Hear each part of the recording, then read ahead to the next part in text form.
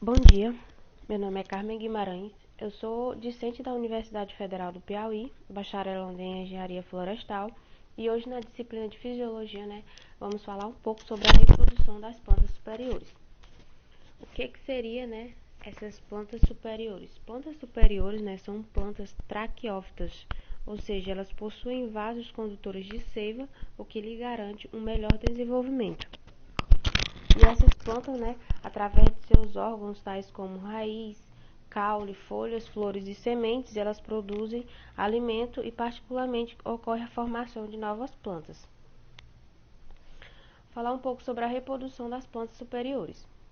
A gente sabe, que a reprodução é uma das mais importantes características dos seres vivos, pois ela apresenta, a eficiência dos mecanismos de reposição de indivíduos que morrem, ou seja, o ciclo de vida, nasce, cresce, se reproduz e morrem. A partir dali elas voltam para o solo, em forma de nutriente, que é a matéria orgânica, e esse ciclo continua.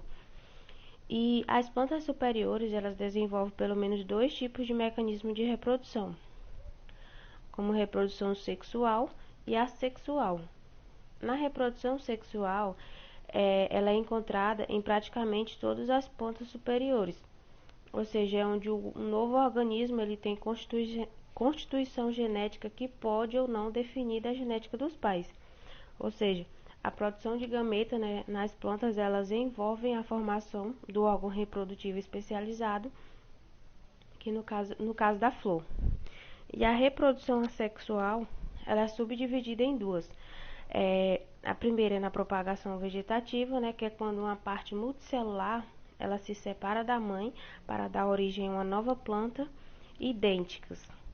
E a segunda, são aquelas espécies que se reproduzem por apomixia, ou seja, onde ocorre a reprodução por fecundação, meiose ou formação de gametas, através do óvulo não fecundado, como também o uso de biotecnologia, no caso da formação de clones. A reprodução vegetativa. Bom, a capacidade de se regenerar uma planta, ela é uma propriedade de todas as células vivas de plantas e vem sendo mostrada, em vários sistemas de células e tecido. Nessa característica, alguns tecidos eles se regeneram mais facilmente que outros. Essa capacidade, ela depende de duas características fundamentais das células das plantas, que no caso a primeira é a totipotência, e a segunda é a desdiferenciação. Na totipotência, todas as células elas são autônomas, com potencialidade de regenerar plantas, ou seja, quer dizer que as células elas contêm toda a informação genética em seu núcleo necessário para reproduzir uma planta inteira, E que para isso ocorra, essa planta ela tem que estar submetida a tratamentos adequados. No caso da desdiferenciação, é quando a célula ela já tem capacidade adulta, ou seja, ela já é diferenciada, ela pode voltar às condições maristemáticas, sendo capaz de dar origem a novas células. E também, uma observação em relação às espécies conhecidas, cuja capacidade de regeneração ela ainda não foi evidenciada na prática. Reprodução vegetativa na prática. Bom, a reprodução vegetativa ela tem um papel importante, tanto em relação às agrárias como também em relação ao cultivo florestal, como por exemplo na horticultura, jardinagem, fruticultura. E novas técnicas, como a enxertia, que é uma prática que consiste na junção do tecido de duas plantas diferentes, porém do mesmo gênero ou família. E essa prática, ela é voltada justamente para que essas plantas elas tenham um desenvolvimento consistente e rápido. E como também, a cultura de tecidos, elas possuem papel importante no melhoramento genético das plantas, como também na obtenção de plantas livres de patógenos. Bom, e as plantas superiores, elas apresentam um alto grau de diversidade regenerativa, ou seja, diferentes órgãos, eles estão adaptados à reprodução vegetativa, como por exemplo o caule. Nas cactáceas, parte desse caule ele se quebra, forma raízes quando é em contato com o solo, e a partir dali ocorre a formação de novas plantas, como por exemplo,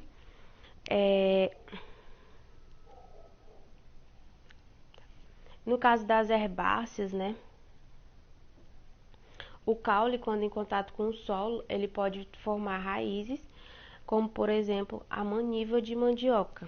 Eu acredito que muitos já tiveram alguma experiência, né, de roça, seja na casa dos seus avós ou dos seus pais, de algum parente ou amigo, né, que a gente ia lá, pegava o caule, né, da mandioca, que a gente chama de maniva,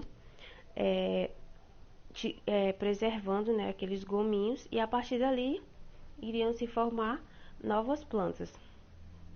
E o segundo órgão, né, reprodutivo são as folhas, no caso das crassuláceas. Em algumas espécies, né, elas possuem gemas nas suas margens, e quando destacada da planta, né, ela pode formar dali, a partir dali, nova planta quando em contato com o solo. E por último, né, são as flores, no caso das monocotiledôneas, que em alguns casos, né, essa flor ela pode sofrer modificações na sua estrutura, passando a funcionar como um órgão reprodutivo. Ou seja, a flor ela pode formar plântulos e enraizar, como por exemplo o agave. Bom, os métodos de regeneração vegetativa, tanto natural quanto artificial, né, na sua maioria, ela torna possível uma rápida proliferação das plantas, mas que para isso aconteça, né, essas plantas elas precisam estar em condições favoráveis, tanto em relação à temperatura quanto à disponibilidade de água.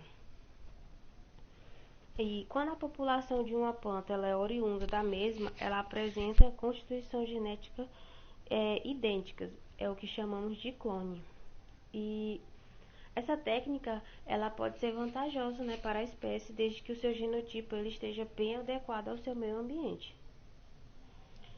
Agora vamos falar um pouco sobre o controle da reprodução vegetativa pelo meio ambiente e fatores externos. A gente sabe, né, que para que uma planta ela se desenvolva bem, cresça e se reproduza, né, é necessário que ela se encontre em condições favoráveis, seja por fatores internos ou externos. Vamos falar um pouco sobre os fatores externos. Os fatores externos, né, eles controlam a propagação vegetativa, ou seja, em muitos casos, as condições ambientais que favorecem a reprodução vegetativa são as mesmas que inibem, né, a floração, e em algumas espécies elas podem levar a planta à dormência, como por exemplo, as espécies begônias, né, elas exigem mais de 12 horas de luz diárias para que ocorra seu crescimento e floração. Enquanto, né, se essas plantas elas forem submetidas a dias curtos, elas causam a formação de tubérculos e induzem a dormência. E esses tubérculos, né, eles contêm gemas renováveis, ou seja, que podem, a partir dali, formar novas plantas. Vamos citar agora alguns exemplos, né, de gêneros que necessitam de dias longos, como por exemplo as espécies Caloichui. Elas só formam plântulas às margens do limbo foliar. Já as espécies dos gêneros Epilobium, gente, me desculpem, né, eu não sei dizer esse nome. Elas são plantas dos gêneros que necessitam de dias curtos, ou seja, elas formam estolões, o que favorece a formação de raízes advínceas, e ela permite, né, o desenvolvimento de novos indivíduos. Um exemplo também, né, é o morango. O morango é uma espécie que necessita de dia longo, seguido de altas temperaturas, para que ele se reproduza bem. Vamos falar um pouco sobre os fatores internos. Bom, os hormônios eles desempenham um papel importante no controle da reprodução vegetativa. E existem várias evidências, né, que comprovam isso, como por exemplo a cultura de tecidos. E a formação de raiz, né, e também da parte aérea, ela é regulada devido à disponibilidade de auxinas e citocinas. Por exemplo, uma alta relação de alcina-citocinina, ela forma raiz. Uma baixa relação alcina-citocinina forma a parte aérea. Alguns estudos, né, em plantas decapitadas, a aplicação do ácido indolacético, né, que é um hormônio de crescimento, ou o ácido giberílico, né, que é um hormônio vegetal como é que se diz? Controlador de crescimento. Eles podem, né, modificar o desenvolvimento das gemas auxiliares. A ação, né, do ácido GA3, que é o ácido giberílico, em plantas, ela vai ser relacionada diretamente em relação ao gênero, né? Por exemplo, no gênero Kalanchoe, né, ela inibe o crescimento de estolões, e a citocinina, ela estimula a formação de plântulas, no caso dos embriões nos limbos foliares. E o ácido giberílico, né, em morango, ele estimula a formação de raízes. A reprodução sexual. Bom, vamos falar um pouco sobre os aspectos genéticos. A reprodução vegetativa, ela apresenta aspectos favoráveis tanto a curto quanto a longo prazo. A relação a curto prazo, né, é a rápida propagação e o que chamamos de vigor híbrido, né, que é o produto do cruzamento de duas diferentes variedades, e elas excedem, né, aos pais em termos de crescimento e produção, que é uma técnica, né, muito usada no cultivo de milho. E a longo prazo, ela continua sendo a mais importante, né, em relação à perpetuação das espécies. A reprodução sexual, ela favorece a diversificação genética das populações. Ou seja, por meio de recombinações de genes, ela também permite, né, que mutações favoráveis elas se propaguem na população. E também, né, a capacidade de reproduzir diferentes genotipos, ou seja, permite que as espécies elas sobrevivam às variações do ambiente, como por exemplo mudança de temperatura, déficit de água, aumento de pH, dentre outros. Agora vamos falar um pouco sobre a reprodução sexual dos angiospermas. Ela é subdividida didaticamente em três partes: a polinização, a germinação do grão de pólen e a fecundação. Bom, a polinização, né, ela consiste na transferência do pólen da parte masculina da flor, né, que quase é a antera, para a parte feminina, que é o estigma. E a polinização, ela representa o processo reprodutivo das plantas superiores. Ou seja, é o processo que ocorre a fecundação e, consequentemente, a formação de frutos e sementes, que irá servir tanto de alimento como também para gerar novas plantas. E a polinização, ela pode ocorrer de duas formas: de forma direta, que é a autofecundação, e de forma cruzada. Na forma direta, é quando, né, o grão de pólen ele cai sobre o estigma da própria flor que o originou. Ou seja, a partir dali, né, ocorre a autofecundação. Mas vale lembrar, né, que a autofecundação ela não é muito vantajosa em termos evolutivos, né, porque ela impede a variabilidade genética, ou seja, ocorre a fusão de células, não ocorre a fusão de células de indivíduos diferentes.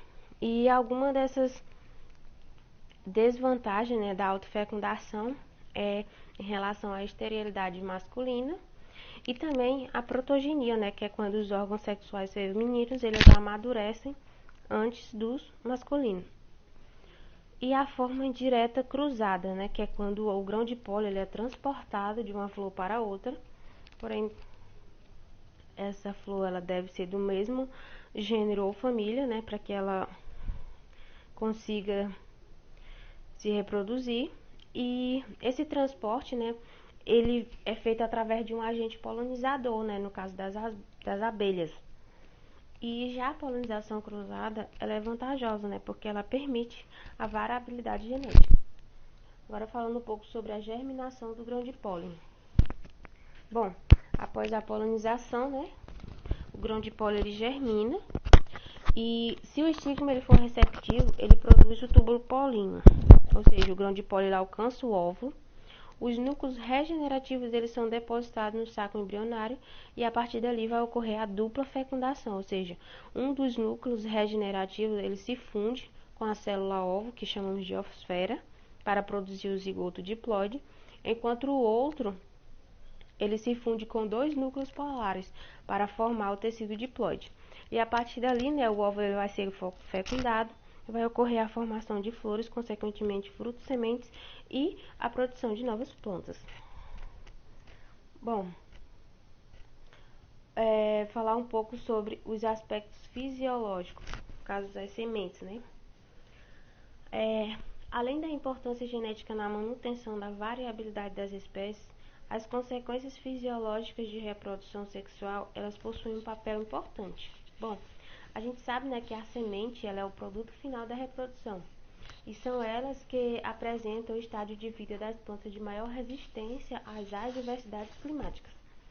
Bom, a gente sabe, né, que as sementes elas representam a única forma móvel das plantas, ou seja, são elas que contribuem, né, para uma melhor dispersão em relação às espécies. Por exemplo, é mais fácil um pássaro, né, pegar uma semente aqui e depositar ela lá em outro local do que a gente levar, por exemplo, uma própria muda.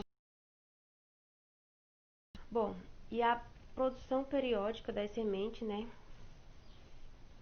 ela é de extrema importância na sobrevivência de muitas espécies, principalmente, né, aquelas espécies de regiões que apresentam estações desfavoráveis, como por exemplo secas prolongadas ou frio extremo, altas temperaturas, dentre outros. E os aspectos fisiológicos das sementes, né, elas são subdivididas em duas fases. A primeira é a divisão celular, né, onde o zigoto ele sofre embriogênese, que é a forma do embrião, ou seja, o tecido do endosperma ele prolifera. E a segunda é a cessação da divisão celular, ou seja, é onde ocorre o acúmulo de compostos de estoque. O embrião ele se torna tolerante à desidratação e somente a semente, né, ela vai se desidratar, podendo perder, né, até 90% de água. E para que o embrião ele tolere a essa dissecação, é necessário manter uma relação, né, entre o ácido abscísico, que é um hormônio de crescimento, e os RNAs mensageiros, pois são eles, né, que permitem que essas sementes elas sobrevivem por longos períodos às mais extremas condições climáticas, os quais, né, não permitiam, por exemplo, o crescimento vegetativo. O ácido abscísico ele é baixo no início da embriônise, ou seja, quando a semente ela está ali nascendo, e à medida que essa semente ela vai se desenvolvendo, né, ele alcança um valor relativo e então decresce gradualmente quando essa planta ela atinge a sua maturidade. E também em relação às sementes, né, elas possuem um aspecto importante, pois raramente elas dissemeiam doenças virais. Como também, né, as técnicas de cultura de tecido, ela também permite, né, que as plantas elas se desenvolvam livres de patógeno, como por exemplo a cultura de ápice culinário. E assim vamos falar um pouco sobre a ressincronização da reprodução. Bom, elas possuem dois ciclos de vida sazonais que atuam seletivamente na reprodução através dos aspectos fisiológicos. O primeiro, né, é a sobrevivência em condições desfavoráveis, ou seja, em regiões climáticas desfavoráveis, onde tem altas temperaturas ou a falta d'água, né, o crescimento dessas plantas ele é limitado, ou seja, a sobrevivência das espécies elas ocorre através de uma fase de resistência de dormência. E as respostas fisiológicas, né, que induzem ou removem essas dormências, elas são de grande valor seletivo, né? Ou seja, ela permite que muitas espécies elas resistam em estado de dormências às condições desfavoráveis de crescimento. E a segunda, né, é o processo de reprodução sexual. Ou seja, a sincronização da floração, ela aumenta a possibilidade de polinização e fertilização cruzada. E também, né, ela assegura o desenvolvimento posterior das sementes em condições climáticas favoráveis, como por exemplo, né, os bambus e agaves. Eles ocorrem em áreas vastas. Após anos de crescimento vegetativo, eles florescem simultaneamente, ou seja, permite que ocorra a polinização seguida da fecundação e que essas espécies elas se perpetuem. E embora, né, não se conheça as reais causas dessa sincronização, acredita-se que ela ocorre devido a diversas combinações de fatores, a reprodução sexual e os fatores ambientais. Bom, durante o desenvolvimento embrionário, o meristema apical ele passa por 3 estágios. O primeiro é o estágio juvenil, né, que é quando a planta ela não tem capacidade de floração. A segunda é o estágio adulto vegetativo, que é quando a planta ela adquire maturidade para a floração. E por último, o estágio adulto reprodutivo, né, que é quando a planta ela recebe o sinal indutor, seja interno ou externo, adquire florescimento e se torna determinada para a formação de frutos. Bom, e a duração juvenil ela vai depender de cada espécie. Por exemplo, nas herbáceas pode levar a poucos dias, né? Como nas arbóreas pode levar de 30 a 40 anos. E após atingir a fase adulta, né, essas plantas elas permanecem relativamente estáveis até ocorrer o florescimento, ou seja, elas cessam o crescimento. E a transição de uma fase para outra, ela vai depender dos fatores ambientais ou hormonais. Como, por exemplo, o estresse hídrico, né? Segundo o filósofo Paulo de Tarso Alves, em 1960, trabalhando com café, né, ele observou que se as plantas elas fossem mantidas próximas aos solos com capacidade de campo, elas não floresciam. Entretanto, né, se essas mesmas plantas elas fossem expostas ao estresse hídrico e depois irrigadas, elas cresciam, elas se desenvolviam naturalmente com florações intensas. E após, né, essa diferenciação no café, as gemas florais elas crescem lentamente por um período de 2 meses, ou seja, até atingirem de 6 a 8 milímetros de altura. E durante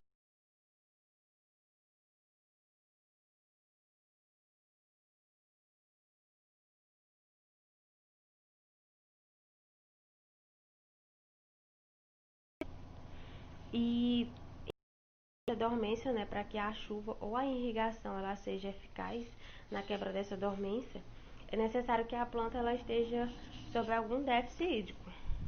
E a necessidade do aumento do potencial hídrico para que ocorra a antese, que é a abertura da flor, ou seja, ela só vai ocorrer se essas plantas elas forem mantidas, né, forem mantidas previamente a um déficit de água. Vamos falar um pouco sobre o hidroperiodismo. O hidroperiodismo, né, ele foi proposto por Alves para designar, né, a relação planta-água, ou seja, na qual ele comprovaria, né, que a transição de seca para a umidade ela possui papel decisivo não somente na floração, como também em relação ao crescimento de algumas espécies, como por exemplo o florescimento em algumas árvores frutíferas, né? O déficit hídrico ele acelera esse processo. Temperatura. Bom, onde não há grandes variações, né, de temperatura, ou seja, em regiões tropicais, algumas espécies elas desenvolvem uma certa sensibilidade às mudanças de temperatura e agem, né, como um agente modelador de floração. E também, né, em algumas espécies, o número de inflorescência ela pode ser influenciado pela alternância de temperatura em relação noturna e diurna. E altas temperaturas diurnas elas podem afetar negativamente, né, a reprodução dessa flor, diminuindo a reprodução dessa planta, né, diminuindo o número de flores. Por exemplo, nas orquídeas, né, uma queda de temperatura de 5 graus provocada por chuvas, ela induz um rápido desenvolvimento de flores. Em 1940, Wente e colaboradores, eles mostraram, né, que as plantas de tomate, por exemplo, quando mantidas em diferentes temperaturas, elas apresentavam desenvolvimento distintos. Ou seja, quando mantidas em temperaturas constantes entre 18 e 26 graus durante um período de 24 horas, né, essas plantas elas não cresciam bem. E quando mantidas em temperaturas mais elevadas que 26 graus, elas não produziam fruto. Porém, né, quando essas plantas elas eram mantidas a temperatura de 26 graus durante o dia e 18 graus durante a noite, elas cresciam vigorosamente e produziam um número máximo de flores e frutos. Ou seja, para que esse processo seja efetivo, né, a diferença de temperatura ela deveria coincidir com o ciclo dia-noite. E foi daí então que o Wente, né, descreveu esse fenômeno, o fotoperiodismo, o que se refere à resposta de diferentes regimes de temperatura. Falar um pouco sobre as queimadas.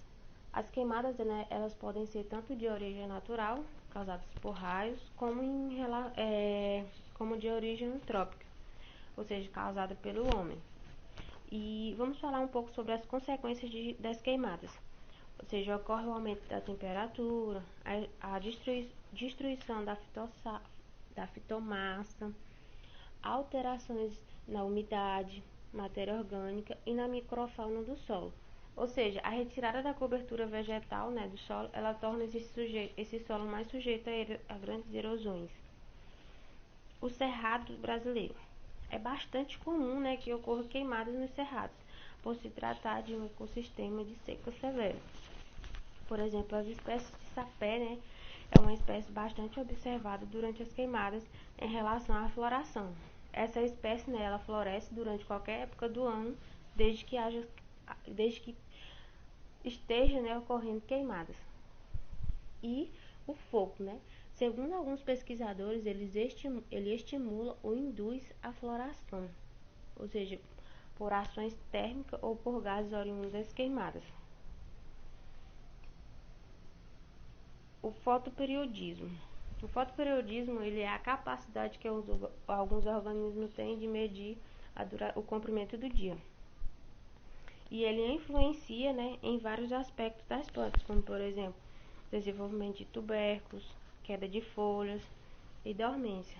E também, né, ele influencia na mudança de estágio das plantas, ou seja, da passagem do estágio vegetativo para o reprodutivo. E ele reflete na necessidade que as plantas possuem para sincronizar seu ciclo de vida em relação às estações do ano. E essas respostas nesse fotoperiódico elas são mais importantes para as plantas de regiões subtropicais. As respostas fotoperiódicas elas são divididas em três categorias. A primeira são as plantas de dias curtos, ou seja, são aquelas plantas que florescem no início da primavera ou do outono. E essas plantas elas devem ter um período de luz, né, que no caso o dia, mais curto que um determinado comprimento crítico. O que seria nesse comprimento crítico? Esse comprimento crítico ele é a medição da duração de luz e escuro. E esse comprimento crítico ele tem que estar dentro de um período de 24 horas. Por exemplo, as palmeiras e os cafés. As plantas de dia longo são plantas que florescem no verão. Ou seja, essas plantas elas devem ter um período de luz mais longo que um determinado comprimento crítico, porém dentro de um período de 24 horas, como por exemplo as margaridas e os espinafres. E as plantas indiferentes ou plantas neutras, né, que são aquelas plantas que florescem sem nenhuma relação com o fotoperiodismo. Daí, né, surgiu o antifotoperiodismo, que ele é determinado quando ocorre o florescimento retardado, né, em dias intermediários, por exemplo, entre 12 e 14 horas. Porém, essas mesmas plantas, né, quando em dias mais curtos, entre 8 e 12 horas, elas florescem rapidamente. E a classificação as plantas de dia curto e dias longos, elas estão relacionadas diretamente com o seu fotoperiodismo crítico, ou seja, com seu fotoperíodo crítico, ou seja, que é o valor de horas diárias de iluminação capaz de provocar floração.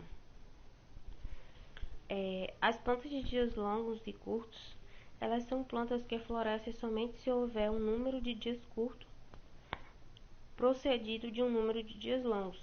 Ou seja, muitos experimentos, né, sobre o fotoperiodismo em busca de estabelecer qual etapa do ciclo diário, ou seja, luz ou escuro, controlava o florescimento.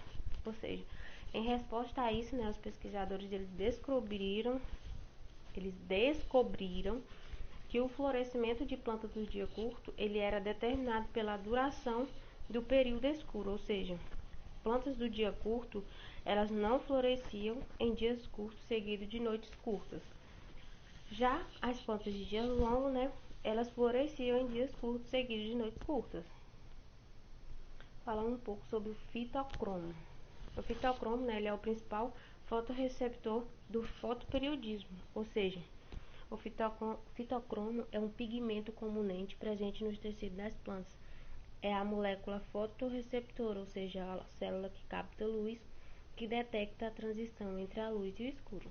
Ou seja, o fotocromo, né, na fisiologia das plantas, ele é responsável pelos fenômenos periódicos de luminosidade, como, por exemplo, a absorção de luz, influência no desenvolvimento da floração e também na germinação das sementes. E o primeiro processo fisiológico a estar sob o controle do fitocromo foi a inibição do florescimento de plantas de dia curto, né, através da interrupção do período noturno. Existe, né, alguma interrupção durante o período noturno, ou seja, esse fenômeno ele somente é efetivo quando a dose de luz vermelha ela for suficiente para converter o fitocromo vermelho em vermelho distante. Ou seja, as plantas, né, são submetidas à luz vermelha distante. Esse fitocromo ele se converte, passando da forma ativa para a forma inativa e restaura, né, a resposta ao florescimento. Estudos, né, sobre o fotoperiodismo, eles comprovam que o estímulo fotoperiódico ele é percebido pelas folhas. Ou seja, alguns experimentos, né, com plantas de dia curtos e dia longos, eles confirmaram que o fotoperiodismo percebido nas folhas, né, ela determina a resposta no ápice, no caso o florescimento. Ou seja, essas folhas, né, elas mandam uma mensagem para o ápice, que sofrerá alguma diferenciação, né, na passagem do estágio de vegetativo para o floral. E esse processo, né, é o que chamamos de indução fotoperiódica, ou seja, o estímulo do florescimento ele parece ser transportado via floema e ser de natureza química, porém, né, se essa planta for, alguns tratamentos, né, podem restringir esse transporte via floema. O filósofo russo, né, Mikhail, eu não sei dizer esse nome, ele foi o primeiro a sugerir, né, que o estímulo floral ele poderia ser um hormônio designado como florígeno. Porém, né, muitas tentativas para concretizar tal hormônio, eles não obtiveram grandes resultados. Ou seja, algumas evidências mostram, né, que o florígeno, a existência dele é baseada em experimento, como por exemplo, o estímulo por ser transmitido através da prática de enxertia, ou seja, plantas que foram induzidas ao florescimento com plantas não induzidas. Aqui, né, um exemplo da prática de enxertia, né, a transmissão do estímulo floral nas plantas enxertadas, ou seja, a gente percebe, né, que há uma única folha, ela foi submetida ao tratamento fotoperiódico adequado e todas as outras elas floresceram, né, indicando que o estímulo floral ele foi transmitido dentro da mesma planta e para as outras plantas, né, enxertadas. A vernalização.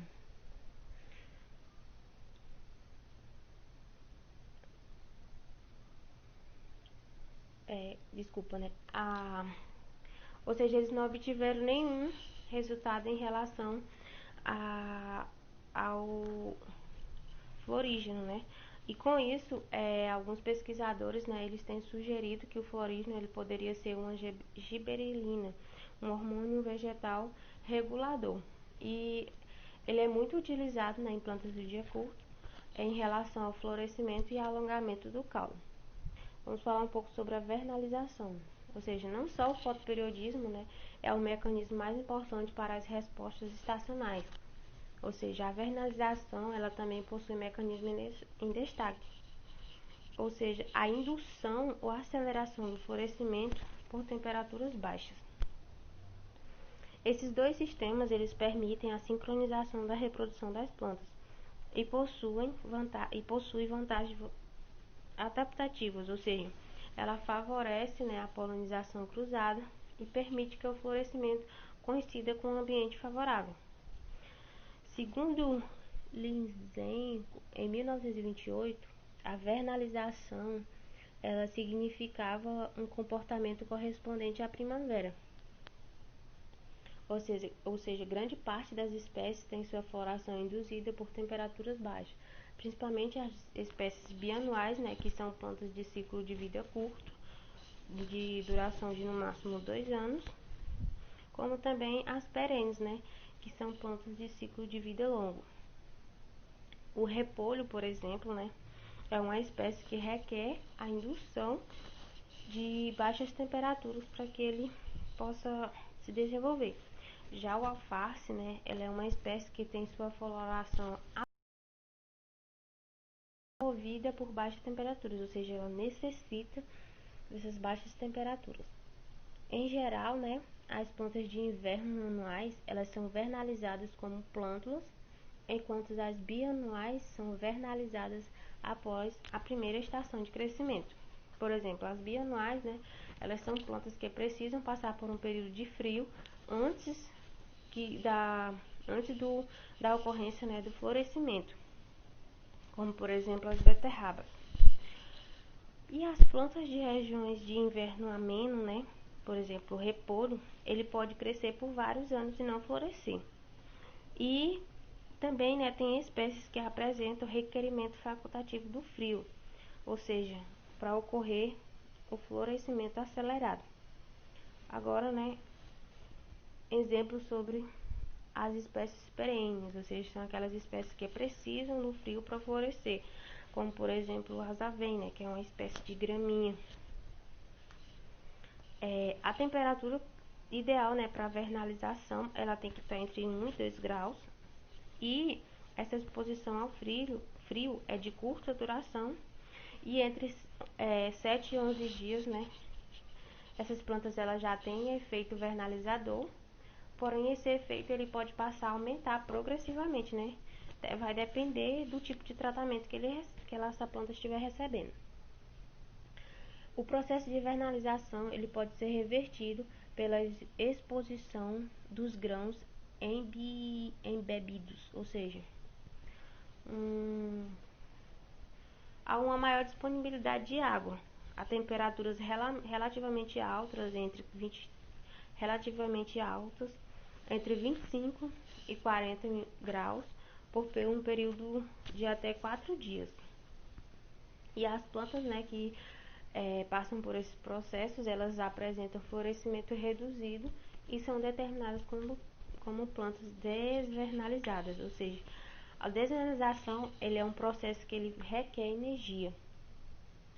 E alguns estudos, né, com embriões isolados têm mostrado que o tratamento de vernalização ele somente é efetivo quando o embrião é suprimido, né, de carboidratos e oxigênio durante o seu tratamento. E aqui, né, foi nossa aula sobre a reprodução das plantas superiores. Eu espero que vocês tenham gostado, né? Eu peço desculpas, né, pois é a minha primeira vez. E o meu muito obrigado.